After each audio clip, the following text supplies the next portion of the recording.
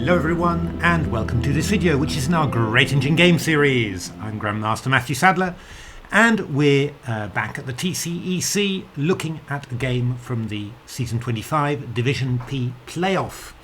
I mean, Stockfish, we always associate Stockfish with a great deal of brutality and violence, but Stockfish has actually played a number of quite beautiful, delicate games just so far in Season 25, and I was really impressed with this lovely victory against RubiChess in the Division P playoff. So wanted to share it with you, and also got a slightly lengthy digression as well with a quite amazing game that Stockfish played against Dragon in my test matches. So how did this game go?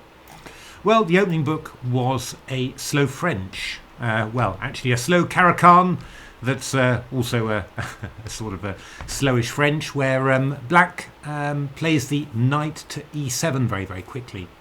The point is, what's the idea? This is not totally illogical. The idea is that, when white plays e4 to e5, then knight f6 is no longer possible. So this knight can be played e7 and very early to c6. You leave the knight on b8. And then this knight can either come to d7, or it can also support something with b6 and bishop a6 to swap off light squared bishops. It's not a fantastic choice, but it's not illogical. It's perfectly reasonable. And I think that knight e7 was the book choice there.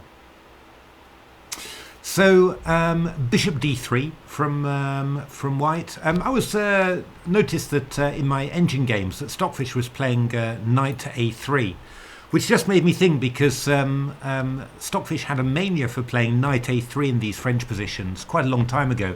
You're going back to I think season 17. Which Leela's greatest fan, Mr. Beads, may suddenly get a warm glow there. The last Sufi that Leela won, and in actual fact, it was Stockfish played knight a3 in a game that Leela won with black. In actual fact, one of the last times that you got a double win for one of the engines in an opening. So. Hadn't seen it for a while, so quite surprised that on my hardware anywhere, knight a3 was Stockfish's main choice there. Quite a sensible move in general there. The knight comes back to c2 and you support d4, but quite striking. But bishop d3 was played by Stockfish at the TCEC. Knight ec6 from Ruby, very thematic. Dragon was playing knight bc6 quite a lot, and so was Stockfish. Reasonable too, but knight ec6 is somewhat more thematic with the idea of the opening, and just looking for b6 bishop a6, making use of that knight on b8. So castle queenside, and now b6 from Ruby. Rook e1, and now the move a5. So this is also pretty reasonable, really. I mean, black looking just to play bishop a6. But also to be ready to gain space on the queen side afterwards, maybe with a4 afterwards, and not to have an unprotected knight on a6 after bishop a6, knight takes a6. It's a pretty decent move. My engines were looking at playing the move bishop a6, and this is where I've got a bit of a lengthy digression. Do bear with me, because it's definitely worth seeing. So this was Stockfish against Dragon. So bishop c2, just sidestepping, bishop e7, a3, knight d7, bishop e3, castles knight bd2, rook c8, and b4. And this is kind of the slight annoyance of not having played a5 before bishop a6. White can gain some space on the queen side like that, just really restrict and the black pieces, and also, at some stage just threaten to move this pawn to b5. So bishop b5 played by Dragon, and now a great move from Stockfish, h4. It's lovely just playing on both sides of the board. Is that a pawn sacrifice? It most certainly is. But Stockfish doesn't care at all about the that pawn in h4. Actually, Stockfish is very happy that Dragon has captured it, because it's going to open the h-file. So a4 played, bishop c4, b5, knight a5. Looks to be a little bit weakening somehow what white has done. You've moved your pawns forward like that and given black some squares. But actually, all of these black pieces are kind of Yeah, all aiming at the same square. So there's no real flexibility there at all. And yeah, the c file is actually blocked by black's own piece, and that gives white some time to play on the king side. This is a lovely move. I'm not sure I would have thought of that one. I mean, you think of playing g3 and king g2, but actually Stockfish plays g4, and the idea is just to go g5 and get rid of the and just win the bishop on h4. So bishop e7 played king g2, and we're teeing up for play on the h file there. Rook c7, rook h1, knight f8, rook h3. So getting ready for something like queen h1 or even bishop h7 check followed by queen h1. So g6 played, and now bishop h6, and well, you're getting ready for queen h1 and then bishop f8 and rook takes h7. Incredible how quickly this attack develops. So bishop b4 played by Dragon. I think just trying to get rid of some pieces so that the king can actually escape this way. G5 played by Stockfish. That one took me by surprise, but the idea is actually to do something like knight h2 to g4 into f6 as well. Bishop d2, knight d2 played, and queen e7. And yeah, I'm not 100% sure about that move, but I think the idea really was to try and drag that knight away from this path. But by giving up the dark squared bishop, you've given white another opportunity, and so this rook is going to come over to the h file, making use of the third rank. I did a whole chapter on this in Silicon Road to Chess Improvement. The third rank very heavily used by engines. So knight d7, rook a e3, rook ec8, queen g4, really teeing up here. You just notice again how this bishop on c4, it's just blocking all that black firepower. But knight b7, rook h1, and now bishop a2. Dragon spots a little idea, because if you go bishop a2, then there's rook c2. But Stockfish has got an answer prepared, and that's this move, bishop g7. This is where it really begins. Bishop g7 is really lovely. If you take off, I'm playing rook takes h7 check, and if king takes, I'm going queen h4 check. King g7, I've got queen h6, and king here, I'm going rook h3 with mate. So you can't do that. So Dragon took on b1, and then boom, Stockfish followed up with rook takes h7. So if you go king h7, I just go bishop f6, takes, and then we're going queen h4 and various stuff. So queen h4, rook h3 if you don't do anything at all, or rook h3 and then queen h4. For example, queen f8, I go rook h3 check here, king g8 and then queen h4. So black played knight f8 here, and there's many ways of winning, but rook eh3 was Stockfish's way, and then some desperation from Dragon here, f5, g takes f6, knight h7, rook h7. Why not make another sacrifice? Check, and f takes c7, check, knight b1, and well, the writing was on the wall there. The knight's just coming round, background here, and mate is going to be delivered. Was a really amazing game there. Just that's real Stockfish brutality there. We don't get any of that in this game. It's all subtlety and nice maneuvers. So I thought I'd better show you that one, just to get that feeling out of us.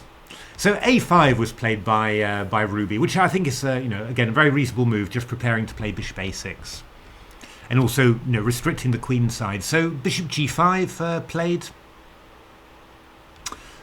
Bishop e7 takes, and knight a3 now from Stockfish, looking to play knight b5 into d6, just exploiting the exchange of dark squared bishops. But it doesn't really look that bad for black. Bishop a6 played, knight b5 from white, and black gets rid of the light squared bishop, which in the French often a little bit of a worry, just because of this light squared pawn structure.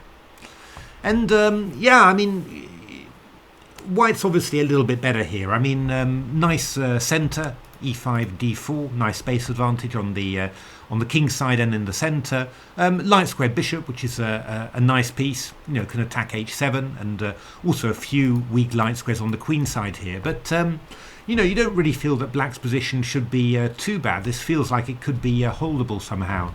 But how Stockfish plays this afterwards is just absolutely beautiful. It just turns out that Ruby just has real problems creating counterplay. I mean, that's one of the things about not having the light squared bishop in the position as black.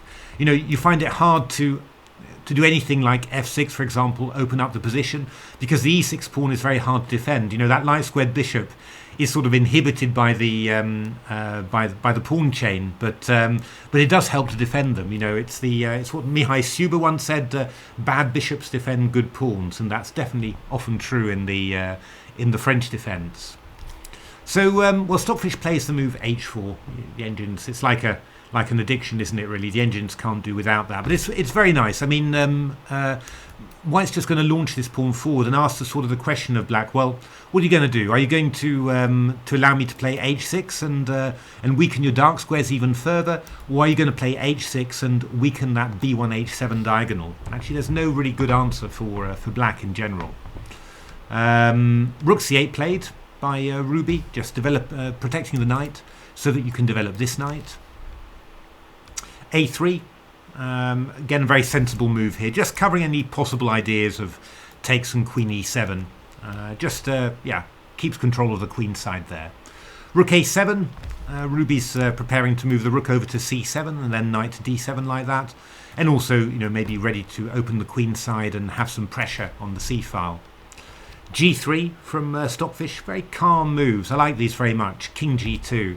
Another very calm move. There's a book, I've mentioned this many times in my videos, so apologies for mentioning it again, but it's a book by a guy called Shashin, called something like How to Find the Best Move in Any Position. But his interesting idea is that he says he defines some things called the Tal algorithm, the Capablanca algorithm, the Petrosian algorithm. And he tries to glean lessons from their play and work out when you should best play like Tal, or best play like Petrosian, or best play like Capablanca. It's, actually, funnily enough, you'd sort of think that maybe in some years' time that maybe AIs can actually replicate the play of a Capablanca or Alaska or a Tarrasch or whatever with a lot less data than they'd need at the moment. But that's the basic idea. And one of the things that he talks about with Capablanca is the idea of elevation. And the idea is that all of his pieces somehow move forwards towards the opponent's position and crush him. And one of the things that he's always keen on is pointing out this move King G2 that elevates the white position, putting the king onto the second rank. A little bit crazy, this book, he also tries to prove it all mathematically, which goes somewhat above my head. But a lot of the ideas are very, very interesting, and slightly crazy, but not bad. And but just to round it off, Shashin was the guy who beat Viktor Korchnoi in a quite astounding game. Do look that one up if you can. Shashin against Korchnoi, somewhere around 1972, 1973. So that's why I knew the name, and that's why somehow I gave his book just a little bit more attention than I might otherwise have done. Little digression there. King G2. King G2 is also useful here because the rook can come over to H1 and make use of this space on the right hand of the king. Again, that's another theme that I devote some attention to in the Silicon Road to Chess Improvement. So rook's AC7, Queen D2, and now Knight A7. Interesting plan from Ruby there. You can do a number of things here. My engines were also playing H6 here, and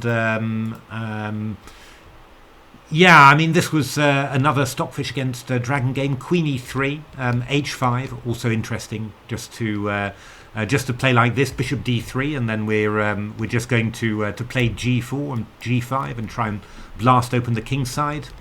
Queen E3 was another Stockfish Dragon game here. Knight F8, H5, pinning it down. Rook H1. Oh yeah, this is what I wanted to show you. And Rook AG1. This was quite amazing, really. Just Rook f8, bishop d3. I had the feeling that Stockfish sort of threatening to do that, so sort of tempted Dragon to open the c file and try and get some counterplay. And then the rook came back to c1 on the c file. Actually, it's quite a theme that I looked at in Silicon Road. It's and also in Game Changer as well. It's exploiting the file that the opponent opened. Somehow AlphaZero against Stockfish 8, and also a number of games I showed in the Silicon Road Chess Improvement. You know, you sort of feint to go one side, and the opponent says, "Okay, I'm going to open the files on the other side of the board," and then you just graduate back to that other side of the board. And yeah, the opponent has done all the hard work of opening files for you. Why should you make the effort to open lines where you were originally going to? You know, so all these things about strategy, quite amazing. But this was what Stockfish did here against Dragon, knight h4, and then went back on the king side and you know, expanded there. Played this move d5, which was lovely. Just if you take off, I'll just bring the knight into f5 and d4 and just have a great piece there. So yeah, I mean, all sorts of things happening in this position. Ruby's plan was quite interesting. Just played there and then b5 and just trying to break through there. h5 played from Stockfish, h6 from Ruby. I think it's sensible to do that. And then this move, rook ac1 from Stockfish. Now, actually, Stockfish, I have to say, at the TCEC played quite differently to Stockfish on my hardware. Pretty similar version, to be honest. But my engines, also Dragon as well, wanted to play the move b4, which, yeah, quite interesting, actually. Would not be my first reaction to, you know, sort of be playing on that side when Black's got so much stuff pointing towards it, really, you know. Yeah, I would have, you know, looked rather to sort of absorb that play somehow and do my stuff on the king side. But this was very, very, very popular with the engines. Point was that yeah, you know, obviously the b5 pawn is weak. You've got the a file, and you can very easily hold your b pawn. So yeah, you know, not so bad. But yeah, I don't like it so much, even though it was scoring quite well with the engines. The engines in general, you know, able to focus on this b5 pawn in the end. I do much prefer what Stockfish did, just rook c1, nice and calm. And after b4 was played, then a very interesting move, c4. Yeah, I like this move very much. Really, you know, Black trying to open up some lines on the queen side, and White saying, no, we're going to do it in the way that I want. Again, you know, this looks like a very reasonable position for Black, and I was quite surprised at how bad it turned out to be. So what can Black do in this position? Well, knight b6 was one move I was thinking of, because after c takes d5, knight takes d5, surely this is not going to be so bad. But yeah, Stockfish just wants to play bishop b1, and well, the idea is queen c2 to h7, and well, the fact that you've moved this knight over to d5, great square on d5, lovely outpost, but it's no longer able to go back to f8 to cover the h7 square. So either queen d3 or queen c2 is going to be really, really dangerous. I mean, you notice there that this knight on a7 is out of play. So actually, king f8, queen d3, and then king e8 was what the engines were playing, but takes, queen h7, queen f8, bishop e4. This is pretty unpleasant for Black, really. Not really what you want. So yeah, so moving the knight away from the king side, that's got some danger to it. And well, if you try and just hold the center, something like knight c6, I just take and go bishop f5, and I'm looking for e6 here. Again, very, very dangerous there. So after c4 takes, rook takes c4 was played, and then c takes d4, rook takes d4, and knight c6. And you know, this looks pretty reasonable for Black. You know, you're bringing your knight into play. You've got your pieces nicely centralized. This knight can cover the king side if necessary. You know, what's wrong with this, really? Again, you know, rather shocked at how bad this turned out to be for Black. So rook d6. That looks to be tactically vulnerable, but it's not in actual fact, because if you ever try and win this rook on d6, I've got bishop h7 and discovered attack. So Ruby took on a3, and yeah, it's kind of you know, there's just again, it's just hard for Black to find any good place to place the pieces. I mean, you can't take on e5. If you come around to c5, we'll just go move the bishop back to b1, and then we're threatening this queen c2 to h7 again. Obviously, if you play, knight f8, then, well, you're rather passive, and well, White's got his eyes on this pawn somehow. So that one's going to be we'll start attacking it and asking you how you're going to defend it and the rest of your pieces. What Ruby does is play a4, and actually quite a nice idea. Vaguely looking maybe to play a knight round a5 to b3 at some stage, or to get a knight outpost on there, and maybe develop some play along the c file, something like that. Yeah, Stockfish starts playing these delicate little moves. So just like against the game in Eagle, just kept on pointing out that Stockfish kept on playing little bishop moves, just knocking the opponent's pieces away from their ideal position. And well, this is really what happens from now until the end of the game. So bishop a6, just saying to the rook, you're happy to be on the open c file. Okay, just move away from there. And now rook e4, hitting the pawn on a4. Rook b6 played, and now bishop e2. And well, here Ruby decided that this a pawn is quite tricky, quite difficult to defend. So Ruby did a little tactic here: knight c takes e5. So you've managed to get your rook round to here. So obviously knight e5 allows rook d6. But Stockfish has something planned here: rook b6, knight takes f3, little intermezzo, attacking the queen. But now this move of rook takes e6. So attacking the queen, and I mean, if you do something like f takes e6, I just take back on f3, and you've got this weak pawn and this weak pawn, and all these weak light squares on the king's side. It's going to be a very unpleasant position.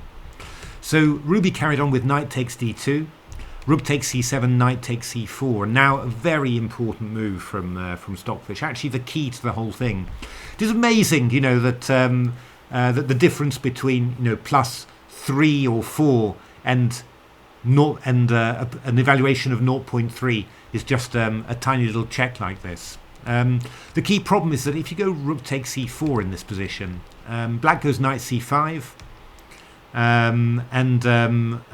There was a little bit of repetition here, and after rook c4 we go king f8, and black is just able here to be just in time to create all sorts of counterplay. The king's going to come in close, and the rook's going to come out here. After bishop d1 we hit the rook on d7, bishop f3, rook c7, bishop d1, rook d7, bishop f3, rook c7, and after king f1 we go king e7 to d6 here. So bishop e4, king d6, bishop c2, rook c6. If you go bishop takes a4, I've got rook a6 here, and then the a3 pawn will hang. Somehow the fact that this black king can get into the center very, very quickly is really, really upsetting for white. But if we go rook e8 check, either you're going to go king h7 and then I take and go rook c4, or you're going to go knight f8 as in the game, and I take on e4, and the knight's way further away from the a4 pawn. Let's just show you a little bit what happens after king h7. Rook takes e4, rook c4, bishop d1, rook d7. Stockfish doesn't want to take this pawn too quickly, so just wants to actually be able to keep the bishop on the board, rather than go into some sort of rook ending. King f8, bishop c2, king e7, bishop a4, rook a7, and bishop b5. And this is the point.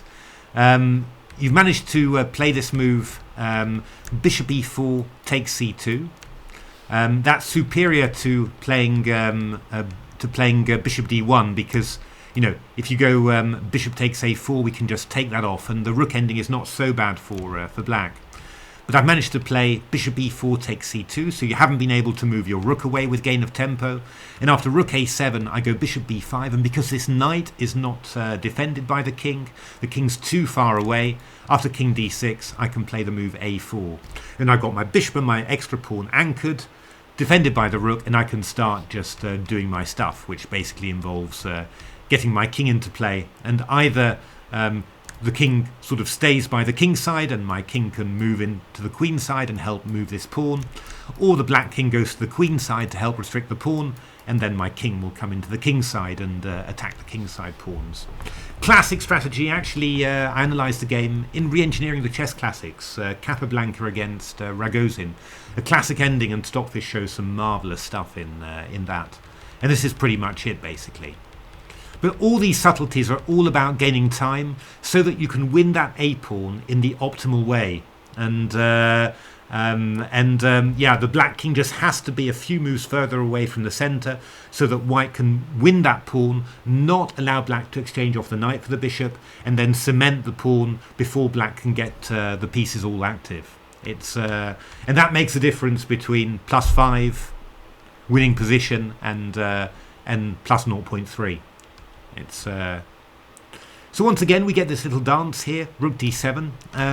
You don't want to play bishop takes a4 because after rook a7 this bishop it can't move and you can't defend the pawn at all.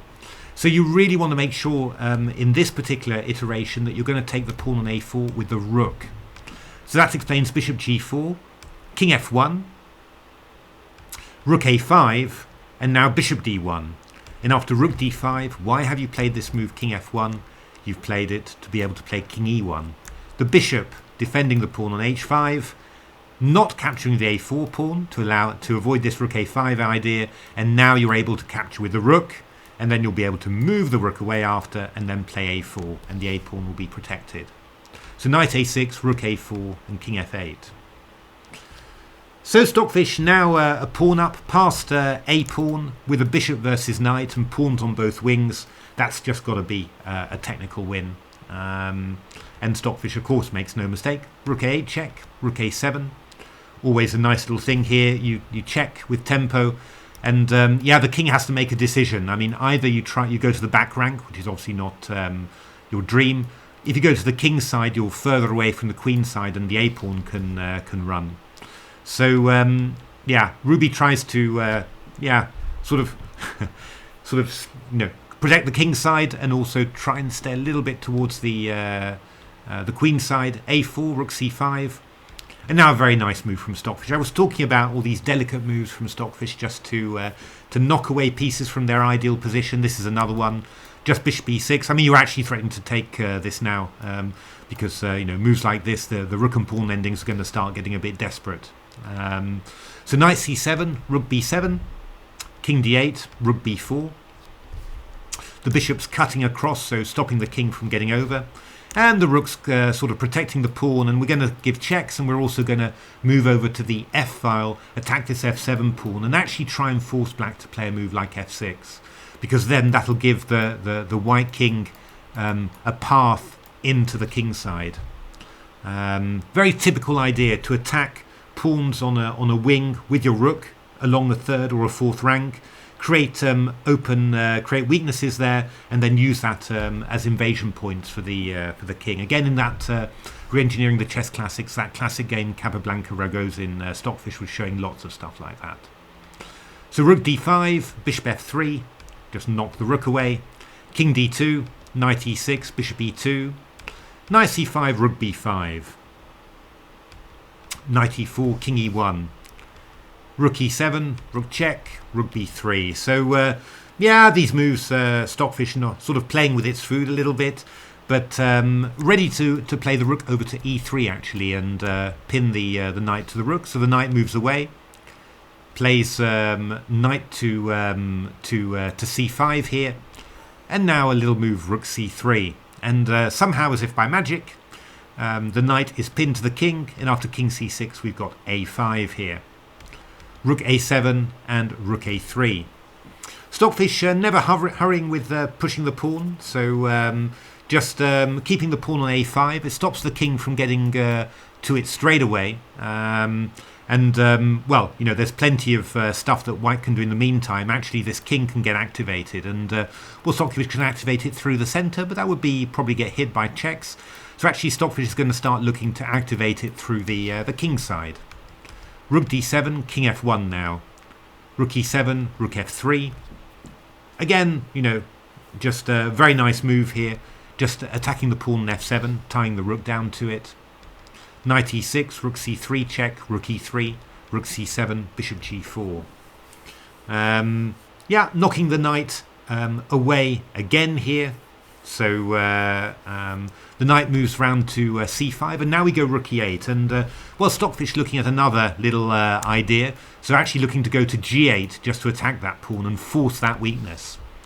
Yeah, I mean, you know, has Stockfish played this in the most efficient, quickest manner? Not really clear, but you know, obviously nothing has been messed up or ruined. And well, you know, at some stage Stockfish makes another little advance and makes some more progress. King a6, rook a8 check, king b5, bishop b2, king c6. The king's been chased away from the pawn now. And now king g2, and we've got it all really now. I mean, we can advance the pawn, we can try and chase the king further away from the pawn, or we can come round to g8 and attack the g pawn. I mean, actually, it feels like you know, in these endings that it's like Stockfish is adding layer upon layer of functionality to its position. You know, with every 10 moves that pass, it seems to have even more options.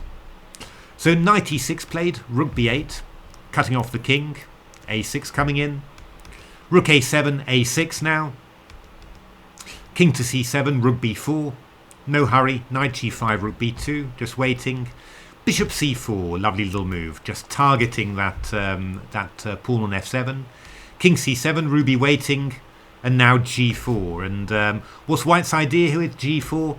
The king's coming in. So Ruby was trying to stop it by covering the f3 square, but now the king's going to come in all the way up to f5. Knight h7 played by Ruby, offering the f7 pawn so that you could take on a6. Stockfish isn't interested. King g3. In we go. King's coming in to f4 to f5 here. Knight f8. And now Stockfish decides to liquidate. Maybe not even necessary, but took on there. Takes. Just swapping off the rooks. Now if you take on b7, we'll go bishop f7. King to c7 rather. Whoops, sorry. King f4. King d6, king f5. King c5, king e5. f4, king f5. Doesn't matter. We're just going g5 here. We're threatening to take and take on here. Takes, king f8. h6. Takes. Wrong coloured bishop for the rook's pawn. But it doesn't really matter because the king can't actually get into the corner there. Knight c6, king f6. Life is so cruel. And then h7 and h8 queen will win. So yeah, I mean, you could have carried on playing around for forever, but somehow Stockfish dashed for the technical win there. Useful to know, this bishop and 3 versus knight and 2. This one is actually winning as long as you can stop the black king from getting into the corner. And well, when you're so well mobilized as White is here, it's not difficult. Ruby played f6, bishop d5, protecting the pawn now. King f4, king d6, king f5, not even bothering about the bishop there. Knight d8, king g6, takes. We've got a passed pawn here. We're going to have a passed h pawn as well. Takes, king h6, king f7, g5. Not even bothering going for connected passed pawns. Knight c6, g6, g7. King g6, and well, it was all over, and yeah, Ruby resigned pretty soon there. So a glorious win from Stockfish. I thought that was really so impressive there. I mean, I liked it very much because you know, from the opening, you know, the position after move 14. It wasn't anything you know, incredible or amazing. It wasn't like you know, black had a big weakness or anything. It was a very normal position that you know, you might just have assessed as a slight advantage for White. But somehow I guess that you know, losing that light squared bishop, it made it very difficult for black to even think of playing f6 to gain counterplay. And you know, but I thought that, you know, Ruby did pretty well really. I mean, these moves, playing the rook to c7, playing b5 to b4, didn't seem to be anything wrong with it. But I was just shocked at how bad it turned out for black, you know, to be takes, because well, in actual fact, this is just to get Mr. Beads excited. This does look like a position you could get from the semi-Slav, where you play these b4 systems in the semi-Slav. You know, this pawn goes here, and then you play c5. I've seen quite similar positions, and they never really turned out to be that bad for black. But somehow, the fact that Stockfish managed to get this rook entrenched on d6, and black couldn't get rid of it, quickly. That was very, very unpleasant. And then, when Ruby found some sort of tactical solution to get rid of this rook on d6, well, it just turned out to be a really unpleasant endgame. But I just loved, some of these delicate moves. Stockfish just had really understanding about what material balance he wanted. Didn't want this material balance with just a rook and pawn ending. Wanted to keep rook and bishop against rook and knight. And there's some pretty subtle little maneuvers to do that with this move bishop e4 to c2, just to make sure that the bishop attacks the a4 pawn. You can't move your rook out of the way first of all. But the fact that it's all tempo dependent, that if the black king is far away from the king's side, you can take this a4 pawn, and when black attacks the bishop, trying to tempt white into this exchange of knight for bishop, you've just got time, because the knight is undefended, to consolidate everything. It's quite amazing tactics, depending on one tempo, to make the difference between a +5 position in an endgame or basically equal. Quite incredible. But just goes to show, in general, it's good human technique to gain tempi like that whenever you can. And you often see this in the games of Carlsen or Karpov, those really great technicians. They sort of do it automatically to play a move like rook e8, just to put the opponent's pieces into worse positions. And, the thing that always killed me about it was that I always wondered, by doing that, I'm putting it into a worse position in some ways, but maybe I'm putting it into a better position in other ways, But this one is fairly clear, moving the king away from the centre or forcing the knight to the back rank. That definitely can't be too bad. But then, again, there were all these delicate little moves from Stockfish, king f1 to e1, and then a little move like bishop g4 here, just always knocking away the black pieces, never quite letting them settle. It's a really beautiful exposition of endgame technique there. Nobody does these sort of endings better than Stockfish. Leela does them beautifully as well, but Stockfish is really brilliant at them. So there we are. I hope you enjoyed that game. I've got a couple more games from the Division P playoff that I wanted to look at. It was a really nice event, actually. Division P was really nice as well, but really nice event, and just too many games to deal with to do it full justice, but a couple more to do. And then, I'm also looking at some Sufi games as well, so no worries on there. And there's even some more Torch Leela games that are definitely worth seeing. So if you're enjoying all this, why not give a like, subscribe to the channel, tell your friends about it, keep the new viewers coming. I think I must be doing the most engine games of anyone. There's a few other people doing some good work on engine games as well, of course, but I must be doing the most. And otherwise, do take a look at my new books, Silicon Road for Chess Improvement and Reengineering the Chess Classics. Big shout out to Jeroen Nomen for his book at the TCEC Sufi. Very nice book at the moment, I think. Some very interesting games, and lovely to see you reusing some variations from or some positions from games in Reengineering the Chess Classics. Lovely mix there. The very oldest classic games just looked at anew and in the top engine competition. Really lovely to see that. But otherwise, thanks very much for watching, and keep your eyes peeled on this video channel. We'll be looking at many more engine games. Thanks for watching.